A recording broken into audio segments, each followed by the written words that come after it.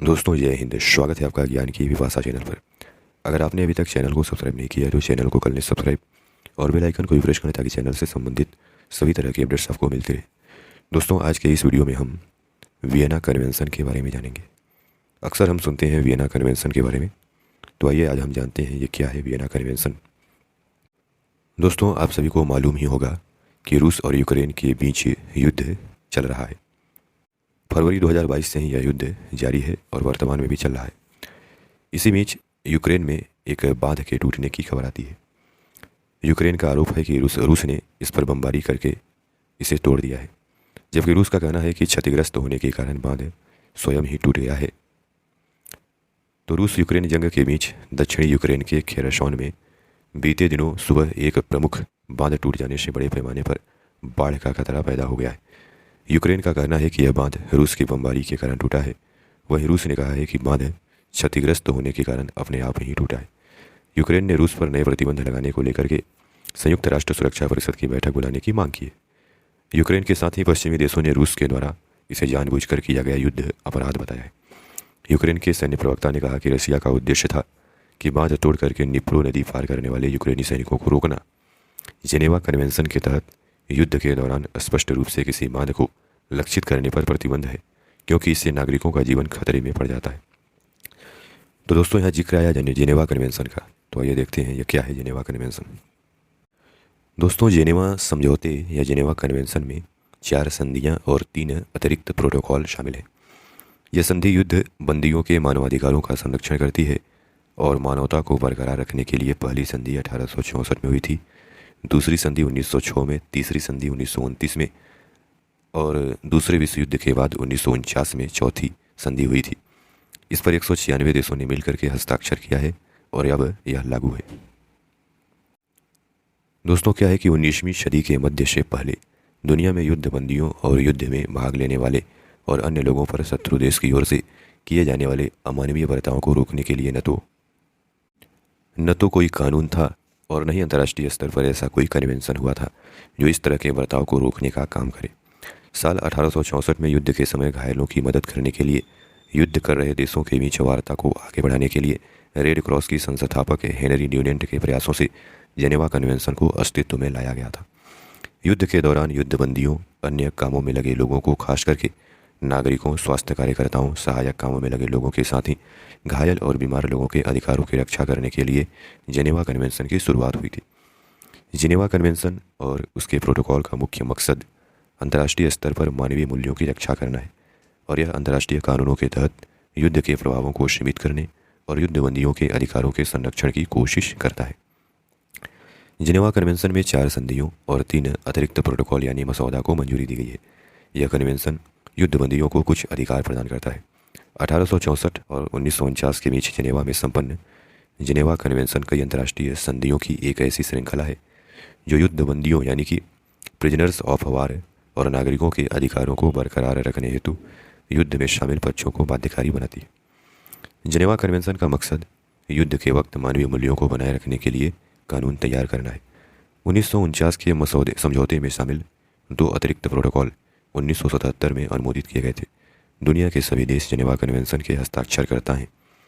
हालिया घटनाक्रम में जेनेवा कन्वेंशन के दायरे में आता है क्योंकि जेनेवा कन्वेंशन के प्रावधान शांतिकाल, घोषित युद्ध और यहाँ तक कि उन सशस्त्र संघर्षों में भी लागू होते हैं जिन्हें एक या अधिक पक्षों के द्वारा युद्ध के रूप में मान्यता दी गई हो।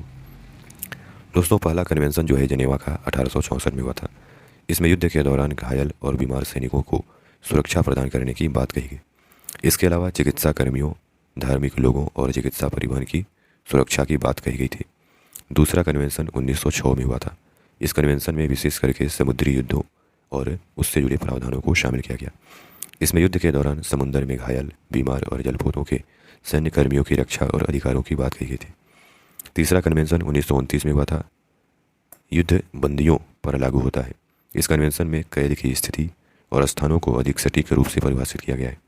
यह कन्वेंशन प्रिजनर्स ऑफ वार को परिभाषित करता है और ऐसे कैदियों को उचित और मानवीय उपचार देने की बात करता है जिनका उल्लेख पहले कन्वेंशन में मिलता है। विशेष रूप से युद्धबंदियों के श्रम, उनके वित्तीय संसाधनों और मिलने वाली राहत और उनके खिलाफ न्यायिक कार्रवाई के संबंध में है। कन्वेंशन इस सिद्धांत को स्थापित करता है कि युद्धबंदियों को युद्ध की समाप्ति के बाद बिना देरी किए रिहा किया जाएगा। चौथा जेनेवा कन्वेंशन दूसरे विश्व युद्ध के बाद हुआ। दूसरे विश्व युद्ध की घटनाओं से सबक लेते हुए 1949 में चौथा जेनेवा कन्वेंशन का आयोजन होता है। इसमें तीसरे जेनेवा कन्वेंशन के नियमों का आयोजन हुआ। इसमें तीसरे जेनेवा कन्वेंशन के नियमों में संशोधन किया गया। यह कन्वेंशन कब्जे वाले या युद्ध वाले क्षेत्र के साथ साथ नागरिकों के संरक्षण की बात करता है। इस कन्वेंशन के तहत बड़े पैमाने पर युद्धबंदियों के युद्धकालीन बुनियादी अधिकारों को परिभाषित किया गया है। इसमें नागरिकों और सैन्य अधिकार शामिल हैं। इसके मुताबिक युद्ध क्षेत्र और आसपास के क्षेत्रों में नागरिकों और घायलों की सुरक्षा व्यवस्था सुनिश्चित की गई है। 1949 का जेनेवा कन्वेंशन 21 अक्टूबर 1950 को लागू हुआ। समय के साथ साथ इसके सदस्य देशों की संख्या बढ़ती गई। 1950 के दशक में जहां 50 देशों ने इस कन्वेंशन को मान्यता दिया था, 1960 के दशक के दौरान 48 देश, 1970 के दशक के दौरान 20 देश, जबकि 1980 के दशक के दौरान 20 और देशों ने इस सम्मेलन कन्वेंशन को मान्यता दिया। 1990 के दशक में 26 देशों ने, जबकि 2000 के बाद 7 देशों ने इसे अपनाया। फिलहाल 194 देश इस कन्वेंशन के दायरे में। कुल मिलाकर के जेनेवा कन्वेंशन युद्ध की बर्बरता से दुनिया को बचाने के लिए एक कोशिश है। इसके साथ ही हर परिस्थिति में मानवता या मानवीय मूल्य बरकरार रहें, इस दिशा में यह बेहद ही महत्वपूर्ण है। जेनेवा कन्वेंशन युद्धबंदियों के अधिकारों की रक्षा करता है। अगर लड़ाई के दौरान कोई जवान या अधिकारी शत्रु देश की सीमा में दाखिल हो जाता है तो गिरफ्तारी की सूरत में उसे युद्धबंदी माना जाता है। किसी देश का सैनिक जैसे ही पकड़ा जाता है उस पर जेनेवा कन्वेंशन लागू हो जाता है, चाहे वह सैनिक महिला हो या पुरुष। जेनेवा कन्वेंशन के युद्ध के दौरान गिरफ्तार सैनिक और घायल लोगों के साथ कैसा बर्ताव करना है, इसको लेकर के गाइडलाइन जारी किया गया है। प्रिजनर्स ऑफ वार यानी युद्धबंदियों के क्या अधिकार हैं, इसे जेनेवा कन्वेंशन में बताया गया है। इसके साथ ही कन्वेंशन में युद्ध क्षेत्र में घायलों के अतिरिक्त की उचित देखभाल और आम लोगों की सुरक्षा की बात कही गई है। इसके जरिए व्यापक तौर पर युद्धबंदियों और युद्धकालीन बुनियादी अधिकारों को परिभाषित किया गया है। दोस्तों, इसमें नागरिकों और सैन्य अधिकार दोनों शामिल हैं। युद्धबंदियों के साथ किस तरह का भी होना चाहिए, इसके बारे में 1949 का जेनेवा कन्वेंशन साफ साफ करता है कि यह सभी मामले में लागू होता है, चाहे घोषित युद्ध का मामला हो या नहीं हो। दोस्तों, इस कन्वेंशन में युद्धबंदियों के लिए क्या प्रावधान है? युद्धबंदियों के साथ बर्बरतापूर्ण व्यवहार और अमानवीय बर्ताव नहीं होना चाहिए। उन्हें किसी भी तरह से प्रताड़ित या शोषित नहीं किया जाना चाहिए। उनके साथ किसी भी तरह का भेदभाव नहीं होना चाहिए।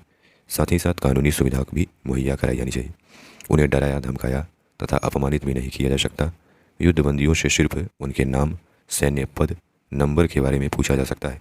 युद्धबंदी की जाति, धर्म, जन्म जैसी बातों को नहीं पूछा जा सकता है। जेनेवा कन्वेंशन के आर्टिकल 3 के मुताबिक युद्ध के दौरान घायल होने वाले युद्धबंदी का अच्छे तरीके से उपचार होना चाहिए। हिरासत में लेने वाला देश युद्धबंदी के खिलाफ संभावित युद्ध अपराध के लिए मुकदमा चला सकता है, लेकिन हिंसा की कार्यवाही के लिए मुकदमा नहीं चलाया जा सकता। युद्ध खत्म होने पर युद्धबंदी को तुरंत रिहा किया जाना चाहिए और उसे उसके देश भेजा जाना चाहिए। कोई देश युद्धबंदियों को लेकर के जनता में उत्सुकता पैदा नहीं कर सकता। प्रिजनर्स ऑफ वार के ऊपर युद्ध कारित करने के लिए मुकदमा नहीं चला जा सकता। उसका नज़रबंद या कैद में लिया जाना सजा का रूप नहीं होगा। युद्धबंदियों को लौटाने के लिए उन्हें पहले रेड क्रॉस को सौंपा जाता है। उसके बाद रेड क्रॉस के प्रतिनिधि ही ऐसे सैनिकों को उनके देश ले जाते हैं। दुनिया के ज़्यादातर देशों द्वारा इस कन्वेंशन का सम्मान किया गया है, लेकिन कुछ देशों ने इसका उल्लंघन भी किया है। किसी भी गैर कानूनी कार्य या चूक के कारण हिरासत में युद्धबंदी की मौत या उसके स्वास्थ्य को गंभीर रूप से खतरे में डालना निषिद्ध है और इसे वर्तमान कन्वेंशन का एक गंभीर उल्लंघन माना जाएगा। जेनेवा कन्वेंशन में सुरक्षा शक्तियों की व्यवस्था में जो सुनिश्चित करना है कि पक्षों के द्वारा प्रावधानों का पालन किया जाए। रेड क्रॉस की अंतर्राष्ट्रीय समिति आमतौर पर निगरानी की भूमिका को निभाती है। तो दोस्तों, इस प्रकार जेनेवा कन्वेंशन के माध्यम से युद्ध के समय मानवीय मूल्यों को बरकरार रखा जा सके, इसके लिए जेनेवा कन्वेंशन को संपन्न किया गया है, जेनेवा कन्वेंशन को अस्तित्व में लाया गया है। दोस्तों, आशा करते हैं कि आपको इस ऑडियो आर्टिकल कार्यक्रम के माध्यम से काफ़ी कुछ जानने को मिला होगा। धन्यवाद। जय हिंद, जय भारत।